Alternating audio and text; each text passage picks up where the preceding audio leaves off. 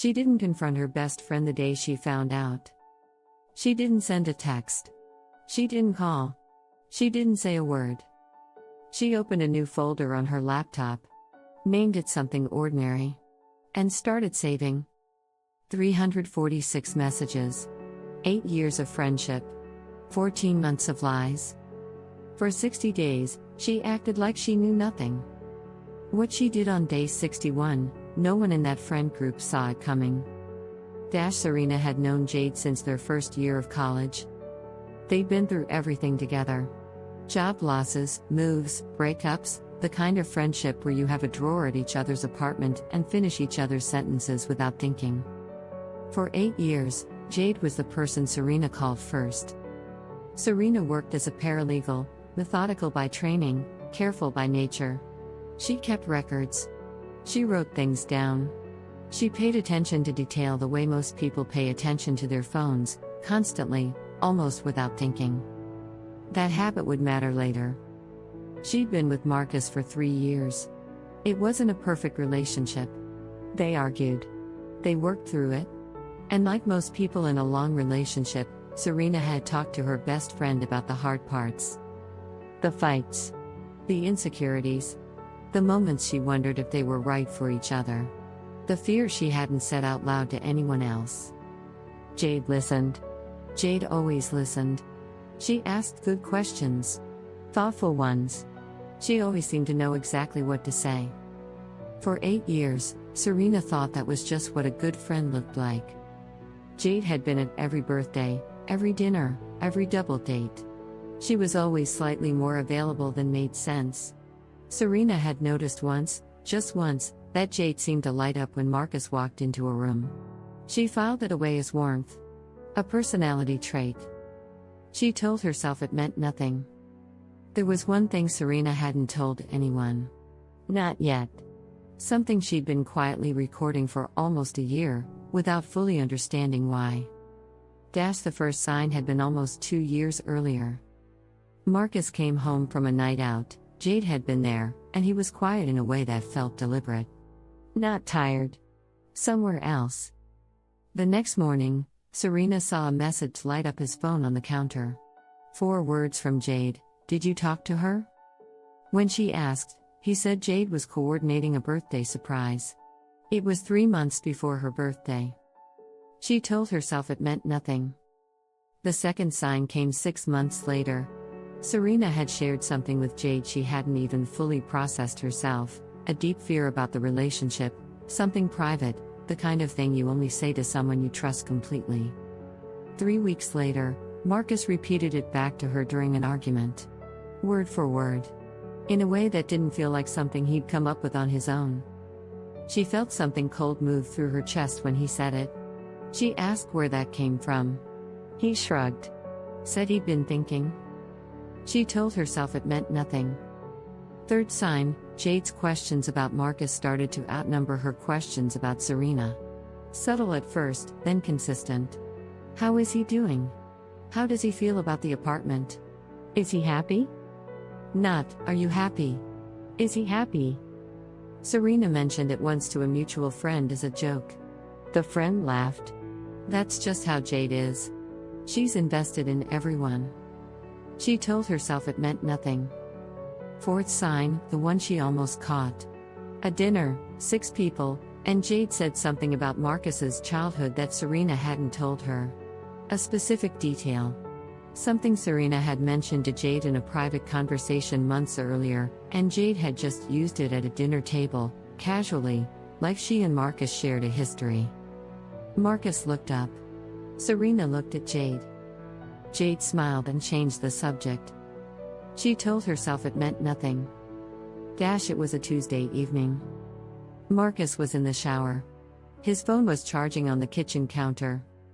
Serena wasn't looking for anything. She picked it up to check the time. The screen lit up with a notification. A name she recognized. She stood very still. She put the phone back. Exactly where she'd found it. She walked to the bedroom and sat on the edge of the bed. She stayed there for 11 minutes. She wasn't crying. She wasn't shaking. She was very, very still, In the way that people get still when something they half knew finally becomes something they know. When Marcus came out, she said nothing. She asked what he wanted for dinner. He said pasta. She made pasta. That night, after he fell asleep, she opened her laptop and went through the thread. What she found wasn't one message. It was 346. Going back 14 months. Not explicit, something almost worse. Intimate. Careful. The kind of messages that don't cross a technical line but are unmistakably something. You deserve someone who sees you the way I see you. I've always seen you. And threaded through all of it, relentlessly, questions about Serena. What had she said? How had she reacted? Was she still upset about last month? Jade had been feeding Marcus doubt for over a year. Every fear Serena had shared had been handed back to Marcus as evidence. Every vulnerability, rewrapped as a reason to question what they had. 8 years of friendship. Used as an access point. Serena closed the laptop. She had 60 days. She knew exactly what she was going to do with them. She didn't change a single thing. She kept meeting Jade for coffee. She kept texting.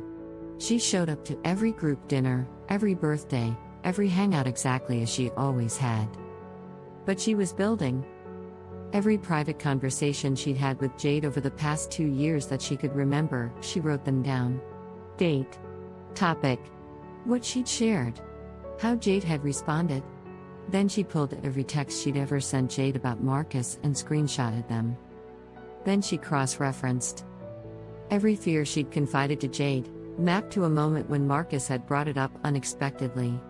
The timing. The wording. The pattern.